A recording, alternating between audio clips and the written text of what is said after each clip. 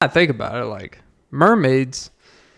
So I've been told mermaids are basically like these gargoyle, unpretty looking creatures with black eyes. I say black eyes. All right. I guess they do kind of like the Black Eyed Peas. And they sing like Fergie. Oh, it ain't glamorous. All right. But yeah, I think I would be like if I lived in a secret fantasy world and there was some beautiful Ariel looking mermaid out there and they were looking for their merman.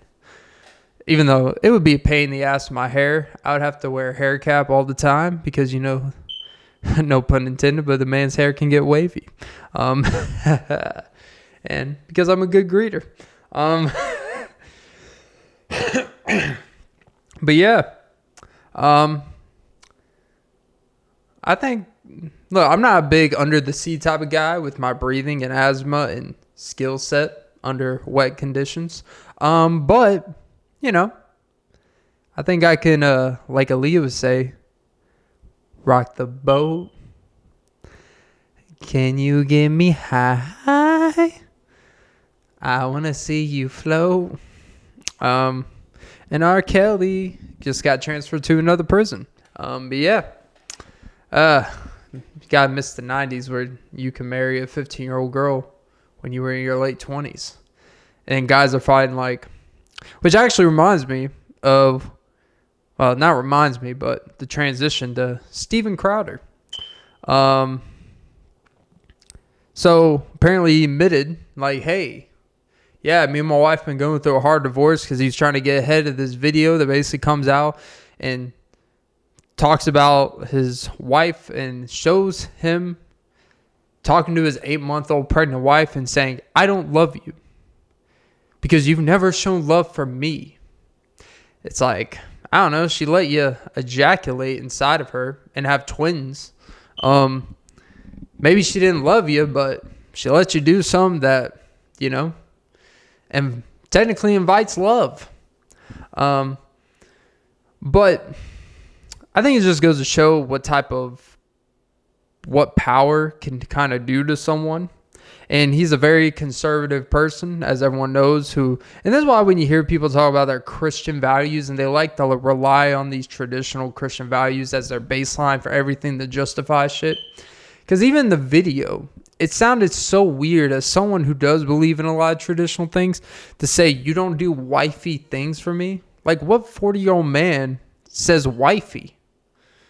Like, that's like something you hear from like a 22-year-old aspiring one day to get married or have like a woman do wifey things for him. It's like one of those dumb Instagram messages, those Instagram posts to be like, man, I just want a girl that loves me, willing to suck my dick and do wifey shit. But this is a grown man saying wifey. The word wifey should never come out of anyone over the age of 30.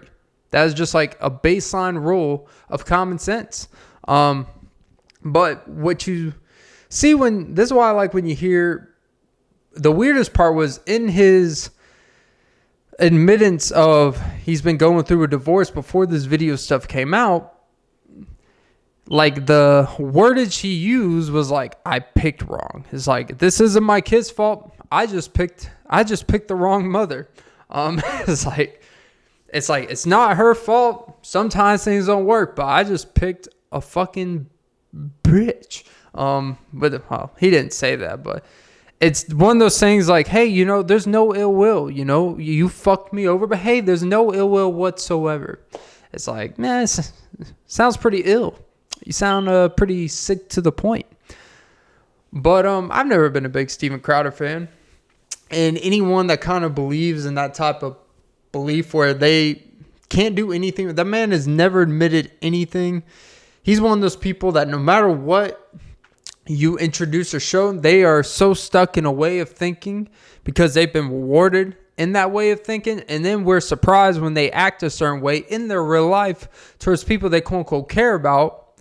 Like, I do a similar thing where I hope to be at that success level, but I would never let success get in the way of telling my 8-month wife to tell her to go walk the dog and go get me groceries and to put on some gloves to do some yard work while you're sitting on the patio bitching about, hey, I feel so isolated. I can't go nowhere. No, that doesn't work either. Like the way he said either. God, like when you see stuff like that, man, it just like, this is why you got to be careful of who you listen to and aligning with what someone says and what they think and actually who they are as a person, because all these people that are so into their stuck on traditional stuff without being able to think for themselves. The problem with when you do that is you have people that operate like him. That, hey, this is the way it is. If you don't do wifey things for me, you're not considerate of me. It's like, it seems like there's a lot you're leaving on the table here. But yeah, Louder with Crowder. Yeah, I don't even really watch them, to be honest. But I think it's one of those things that this is why you don't idolize and get trapped in ideology. This is why you don't get trapped in really politics and this left and right nonsense, because when you're so focused on being a certain side, you will either justify the most nonsense or you won't listen to common sense.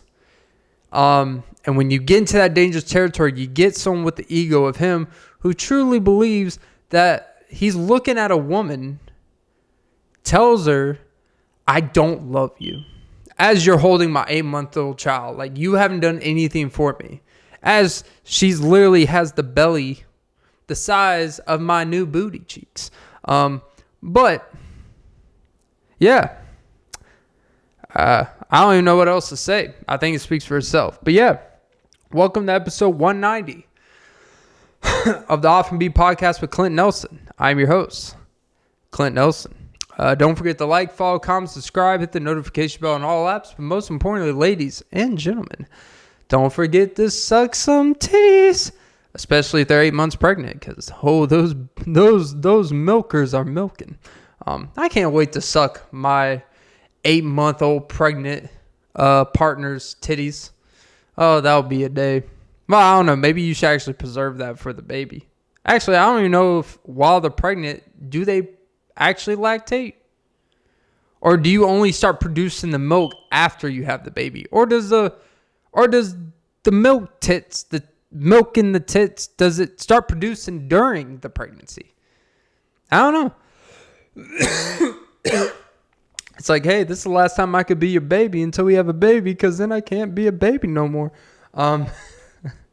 But yeah, it just shows how ignorant I am about the nips, a little nip slip. Yeah. Speaking of nip slips, so there was this douchebag at the gym. Like, all right, I am not an anti-take your shirt off at the gym guy. I've never done it. At least I've never done it with other people there, right? And I appreciate the confidence someone has to take their shirt off with a below-average physique in a gym with someone else who, if I took my shirt off, let's be honest. But, hey, you know what? Let the young kids spry. Make them feel good. You know what? The first time you start adding, your body starts changing. I get it. There's a new feeling to it. I get it. But you can't take your shirt off and not put weight on the bar when you could obviously do weight on the bar, but you're just trying to get a pump, quote unquote, to look good in the mirror, but you're not actually looking better. But I've always admired the guy who will take his shirt off when it's not really, doesn't really make a whole lot of sense to do so. But I don't know, are you a douchebag, or are you just someone who enjoys being confident in your well-being, to be confident in what you have to offer? I think there's place for both. But yeah, I think the next time I see someone do that, I'm going to go right next to them and take my shirt off and then double the amount of weight of the exercise they're doing and show them how daddy does it. Oh, daddy will take care of you. And I'm going to do it when they are with their girl. And, just show her like, hey, there's levels to this. Don't be impressed by your little man boy over here. Let me show you how the real men do it. How the men under the sea do it. But yeah, good for him. All proud of you, kid. I'm proud of you. Yeah. So, wouldn't it be cool to have arms like a T-Rex? Keep it close to the hips, close to the ribs. Would it actually, would we want actually extinct animals to exist? Would you want to just wake up one day and see a woolly mammoth? If I were to walk outside in the parking lot and just see a woolly mammoth scrolling, a coyote. And he's not hurting anyone, he's just, strolling along. Would that freak me out? Probably. But, I think there's a time and place for extinction. I don't know. Well, are we closer as humans to being extinct? Will humans ever be extinct naturally?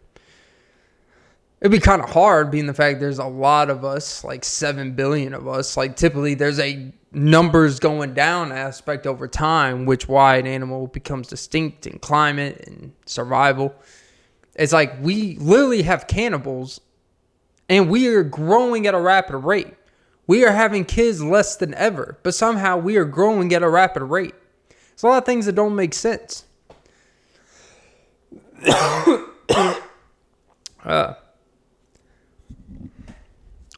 I'm not a believer in population control at all. I think, do I think that we should have more boundaries for people to have kids? I don't know.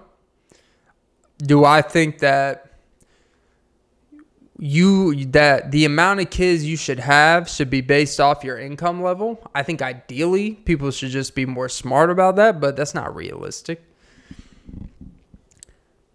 Because the argument could be made, the people with the most to offer should have the most kids because they could provide a better service to society and more opportunity to create a better world, while people who are in poverty or people who have the least amount to offer, relatively, they should have a minimum of the kids they should have.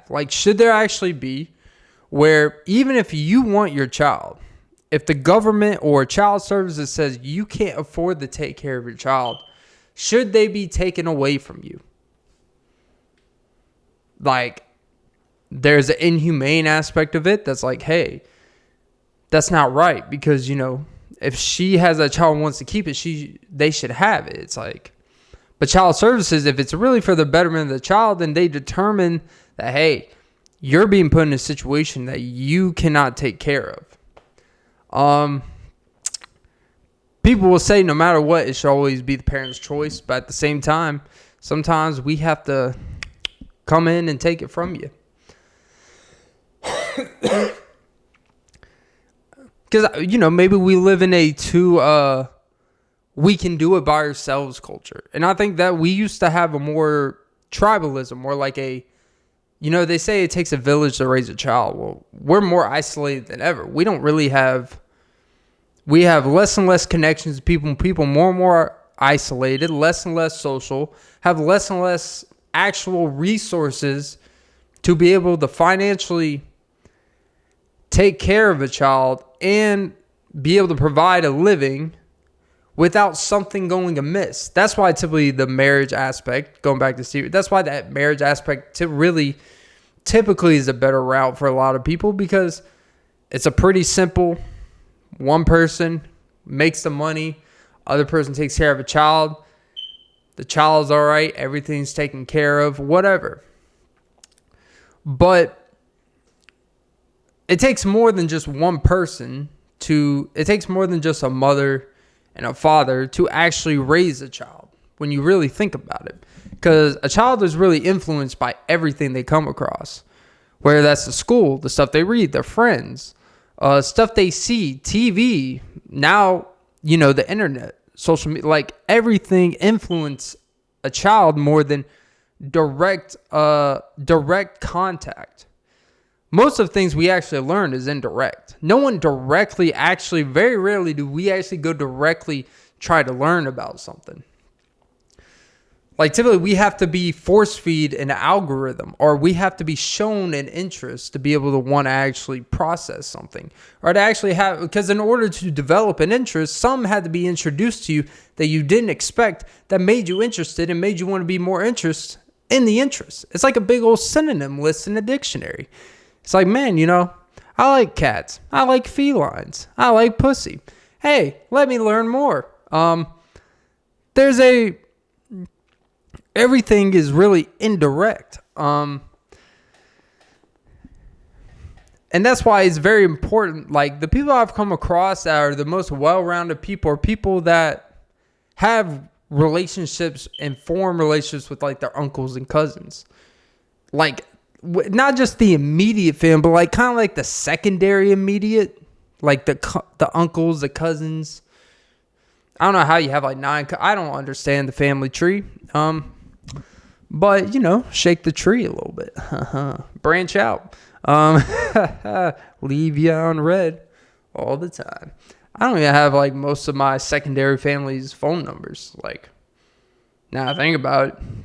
But typically the people I know that are the most social, people that have the best like type of abilities to connect with people, are people that have real relationships with their cousins, their aunts, people like their great grandparents and stuff like that. Like, because you are kind of forced to really be mindful of a lot of different types of people.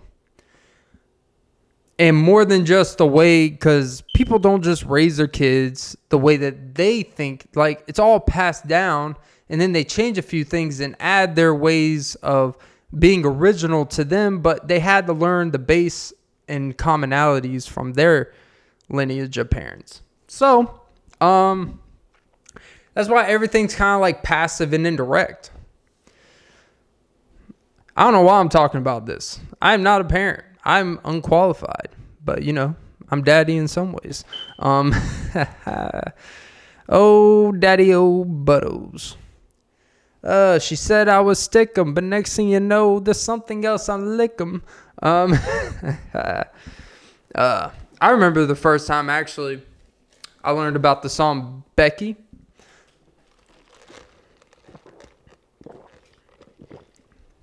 I don't know how I'm going to transition from talking about indirect lives with kids to getting that Becky. But hey, everyone's going to get one day. But I remember the first time I heard the song Becky. I don't remember what year it came out. It was either late elementary, early middle school. I remember I had an MP3 player. You actually paid for it in iTunes or in LimeWire. Actually, that was probably the more likely route, to be honest. But, we would all share, like we had the wired earbuds. You would have one in your right ear. They would have one in their left ear. Or would it be right? Yeah, you're right, they're left if you're sitting on the inside of the bus and out. Yeah, whatever. And you would just be playing, Give Me That Becky. Soulja Boy, Tell 'Em. Shorty Like Mine. Kanye. I like to just say Kanye. And then, you play some that time rock, hinder. Like, everyone listened to like similar stuff. We were always... And I remember me and I think this kid, Jorge, a nice chubby kid.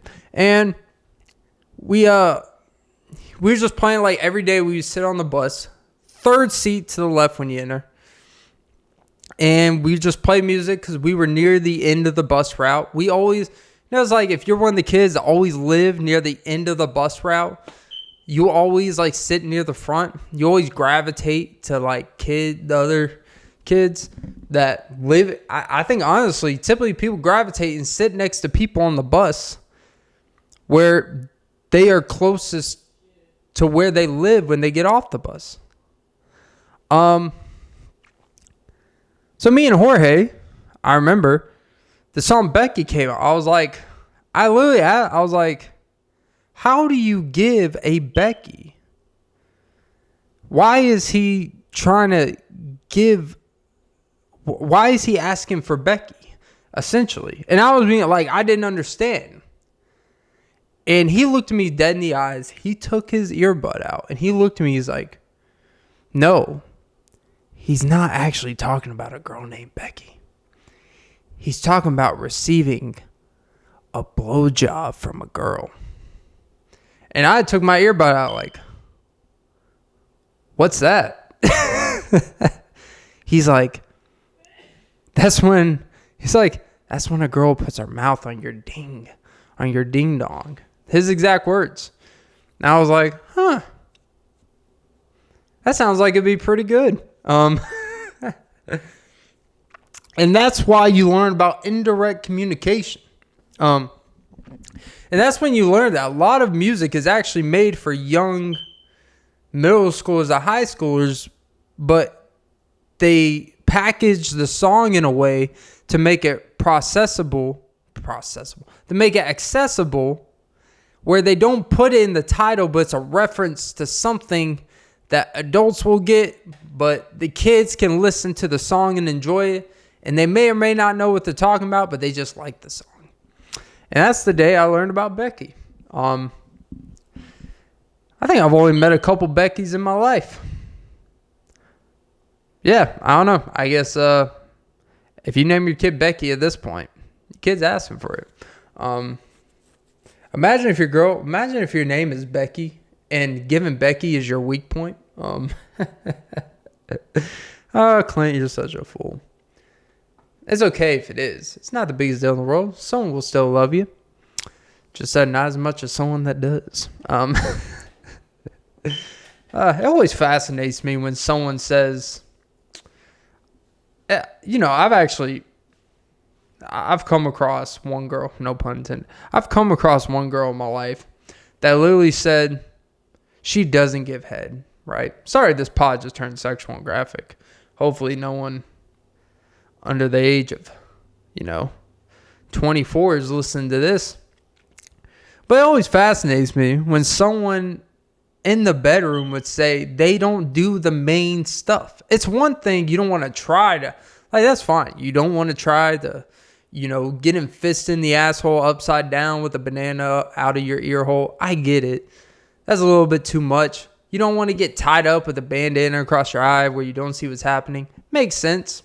It's a little bit too much. If you need that much stimuli, you probably got a lot of other trauma that really probably turns me off. But if you're as a guy and a girl, you got to be able, no matter what, if the other person wants these quote unquote main acts, you've got to at least do it here and there. A girl has to be able to give their man head. It just has to. I don't care if you're good at it or not, but you have to be willing to do it. All right? You have to be willing to have normal penetration. It is what it is. As a guy, more than likely, unless you make a crazy amount of money like DJ Khaled, you have to once in a while, at least on their birthday, get a little sloppy, all right? You have to do it. Even if you don't really enjoy it. You gotta be able to do certain things. You can't be like, I don't do that. Now, here's the thing. When it gets to anal, now we got a little... Because I think, honestly, anal is one of the most overrated things out there. Not the actual ass. Ass is very important. But anal is there's so much work that has to be done for it to happen, realistically. It is a very, from what I've heard from the streets that I've not been involved in, anal is more about the experience than the actual physical pleasure. It is just for the fact of doing something different. There's nothing really enjoyable about anal. There really isn't. As a dude, it's kind of overrated. It's cool. Oh, it's a little tighter. You feel a little hiccups on your wah, wah. But you feel a little throbbing, maybe. But it's really just them trying to hold in their shit. You don't want a chocolate mudslide. Oh, God. Oh, Jesus. Maybe Jesus, I don't know, maybe Jesus did anal. You know, maybe it's in our DNA to do anal. If Jesus put in the Bible that your wife must do anal, how many women would believe in Jesus? Just putting it out there. But of course he wouldn't do that because our whole purpose is just recreation, right? That's our whole purpose in life. If you're not making babies, you should die by 30, maybe. What if that was like, so I guess technically if you become infertile as a guy, if you cannot produce a child, or as a woman, you cannot have children anymore, does that mean that you're useless to society? If that's the way we think about when people talk about God, we're like, if your whole purpose on this earth is just to recreate, and as Matt Walsh would say, like, if you get married and don't have children, you're like essentially an abomination to marriage. You're defeating the purpose. And it's like, okay, but what if you can't produce children anymore? Does that mean you should just kill yourself because you're just useless? And I'm an avid believer that if you want to kill yourself, be my guest. I'm actually not anti people killing themselves that want to do it voluntarily. Like, who am I to tell someone who is very unhappy in their life that they should be forced to live their life continuously? I think that's always been weird to me. I'm not an advocate for people actually like just doing it just to do it, but if someone's truly gotten to a point in their life where they've thought about it and they want to do it, hey, you know what? I can't stop you. I'm not a believer in stopping people. All right? I may try to tell you like, hey, maybe sleep on it. Hey, you know what? Maybe wait until, the oxycodone kind of dwindles down. But you know what? At a certain point, you got to let people do what they're thinking. God gave them that brain. If everyone, like, God made you the way you are, and apparently God is the devil is God. So that's why when people say refer to your demons, they're actually talking about what God, their brain gave to you. I'm not a believer in it. I don't know what to believe when it comes to that. But when people talk about their demons, I guess it's really just like their God-given faults. I think that's a better way of putting it. Is it, we have God-given abilities of our strengths and stuff that we're naturally innate and stuff we're good at. Like people say someone naturally athletic. Some people are naturally strong. Some people who naturally have good rhythm. God forgot to give me that one. Some people can naturally just play instruments. Some people just have a natural ability to do certain things. Now, the things you lack are things that are detrimental to you, like, people, the usual stuff, drugs, alcohol, trans, pussy, maybe anal. I don't know. Maybe is that a God-given fault? So we have God-given abilities and God-given faults. Is really your demons a God-given fault if you're a believer that Jesus was once the devil and vice versa? Damn, look at Clint putting some shit together. It's weird when you talk about yourself in third person and you're not accomplished enough to talk about yourself in third person. But hey, it's amazing what you can justify to yourself, like Jesus. But yeah, no. Anyway, back to the thing. If we cannot reproduce, even if you are basically born with the condition where no matter what you do, you can never reproduce again, are you basically just a stain on this earth? Like, that's technically the way people that are religious and talk about God and talk about the traditional values of marriages, I guess this all still ties back to Steven Crowder. Like, what do we make of that? Stuff that's out of someone's control. Like, God made me where I can't reproduce children, let's just say hypothetically. God made it where a woman can't produce enough whatever to have children. It's like, what do you want them to do? Because technically their purpose is useless no matter what they accomplish or what they do in this life. So I think it's an interesting discussion. I certainly have my God-given faults or devil gifts. So if it's a God-given fault, is it a devil's gift? God damn, look at Clint. Look at fucking Clint. God damn, he is putting shit together. The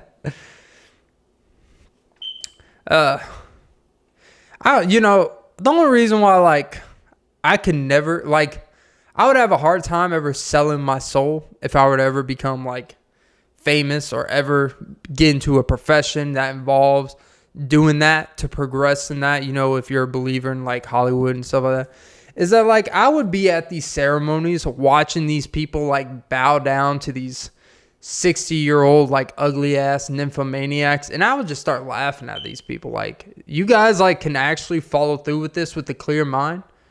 Like, you could drug me with, like, roofies, chlorophyll, Zantac, and I would still just laugh at you and be like, this ugly ass motherfucker, this is who we're going to sell our soul to.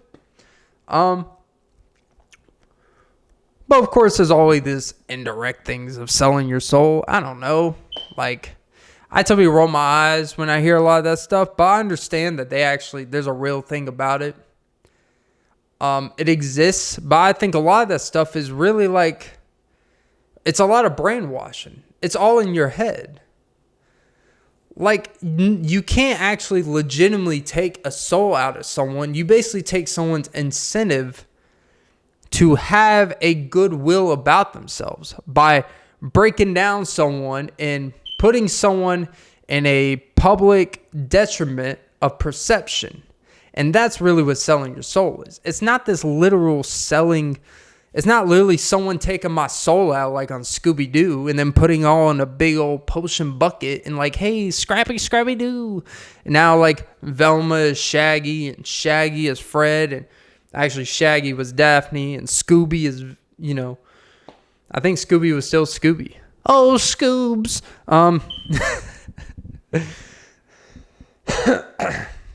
Really, Scooby-Doo is just one. The movies are just really one big mushroom trip when you really think about it. I would try mushrooms. I don't know. I like eating the mushrooms. That part would scare me. Like, but if you were to like blend it in something, it probably wouldn't be as potent. But I would try it.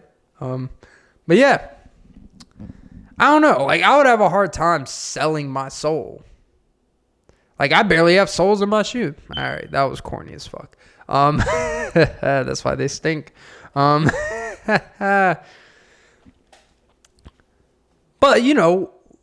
would I, if like basically, I thought about this, like literally just now. Not like I've thought about this for years because I don't think about that shit. But let's just say for my writing or my podcast, right? If someone said, hey, if you sell your soul to us, to this community, this dark community, whatever the fuck, this Satan's anal community, would you, if you sell your soul, we will guarantee you that for the rest of your life, you can do this podcast and make a shitload of money, be happy, and have everything you can physically want. And you will never have to worry about a thing again. But you have to have this like attachment to us. That anything we need at a given time, you have to kind of serve us. It's very Scientology, like the Scientology attachment, when you have the Tom Cruise and all that stuff. It's a very similar type of feeling. It's like, would you trade this aspiration you have. And it's like, because we all make trade-offs in everything in life. It's like, is the trade-off worth the result, though? Is it something you are willing to deal with the rest of your life? And like, if you were to try to get out of it, there's like real consequences. Like, you might actually die. Like, if you try to get out of it. And what if you have kids involved and all that shit? Like, you're not just talking about yourself at that point. But you got to have the greatest life that everyone could want and everything you dreamed of. It just kind of, there was this trade-off that you didn't have enough faith in yourself to get that. So you took the guarantee of kind of selling who you are, per se. I think it's an interesting thing. I couldn't do it, at least not directly. Like, it's really no different if you sound like a bad contract with someone. You basically have sold yourself for that period of time, where if you don't do what they say, you're kind of fucked. And if you don't follow your obligations, there's some real ramifications. And you may not get every ounce of effort and result that you put in, because someone's profiting off you, which is kind of like what selling your soul is. It's someone is profiting off of knowing that without them, they know that you are kind of useless to yourself, because you already shown that you were willing to give yourself because you didn't trust yourself to get what you sold yourself in exchange for. Damn, look at fucking Clint. God damn it, I'm back. Yeah, it's an interesting thing. As someone, I know it would never happen to me because I don't listen to anyone. I laugh when people try to convince me to do anything. I'm like a cat. I give a side eye to anything you fucking tell me. I just say, fuck you.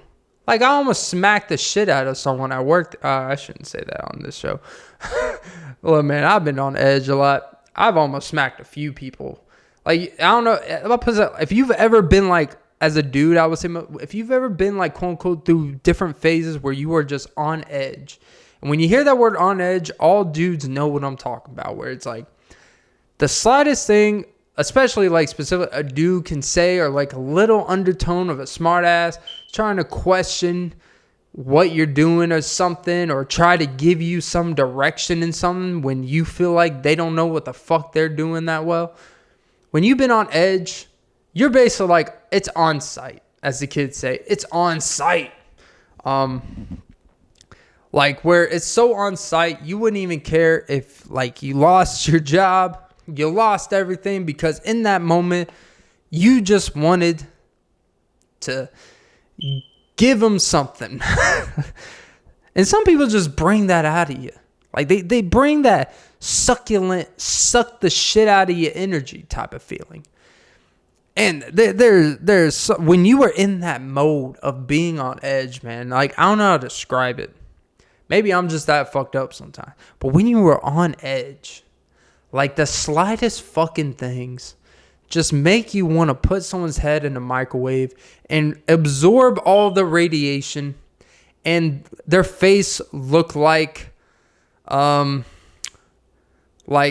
freaking Hannibal Lecter looking dude.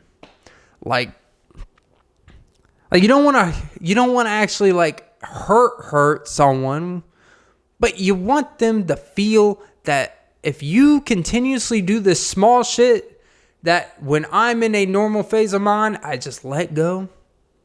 But when the devil takes over, quote unquote, when my devil's thoughts come in, like, I just want to pick you up, slam you down, and smack you in the face in front of your wife, where she never looks at you the same again. She views you as a bitch. Maybe I fuck her in the ass just for sake of it. I wouldn't do that because I'm a child of reason, but it would be very dehumanizing, let's just say.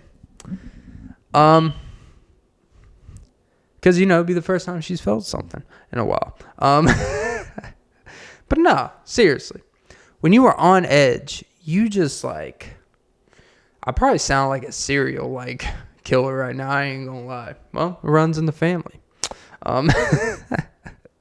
Oh, Jesus. That just exposed something I shouldn't.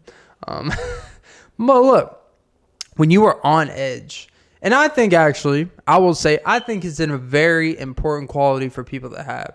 I should say it's a very important quality for a guy to be able to just on sight not give a fuck and just lose his shit sometimes. Because sometimes you need to just lose your shit.